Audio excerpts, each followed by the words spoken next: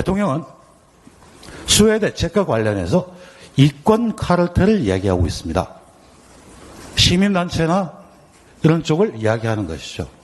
그런데 우리나라의 최대 이권 카르텔은 어디입니까? 박영수 특검의 예에서 보듯이 법적 카르텔이 가장 큰 카르텔입니다. 가장 큰 카르텔에 대한 대책 없이 일부만 거론해서 이권 카르텔을 얘기하고 있습니다. 또 다른 카르텔은 어디일까요? 경제부처의 경우에 이른바 모피아입니다. 모피아가 경제정책을 통해서 대주주 친화적 정책을 하고 소액주주나 노동자에 대한 불이익을 주는 행위. 이것이 최대 카르텔 아닙니까? 이 카르텔을 건드리지 않고 개혁하지 않은 채 이권 카르텔을 지적하며 보조금을 회수한다고 했습니다. 대한민국은 그렇게 만만한 나라가 아닙니다. 시스템에 의해서 대한민국 운영됩니다. 보조금을 회수하려면 그 보조금이 어떤 목적에서 나갔고 어떤 용도로 써야 되는데 잘못 쓰였을 때 절차에 따라서 회수되는 국가입니다.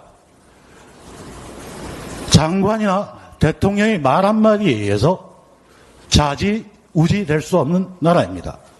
왜 대한민국의 시스템을 한마디로 무시하려고 하는지 되묻고 싶습니다.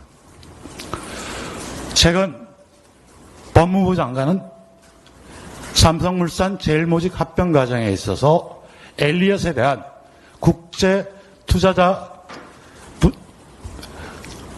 국가 분쟁에 대한 판결을 다시 묻겠다고 했습니다.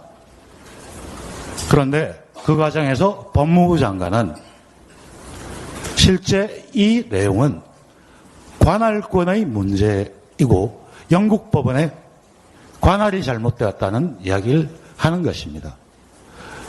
승소 가능성이 매우 낮은 걸로 평가되고 있습니다. 그런데 기자회견에서 승소할 자신이 있다고 했습니다. 그런데 그 이후에 중재 보도문을 보면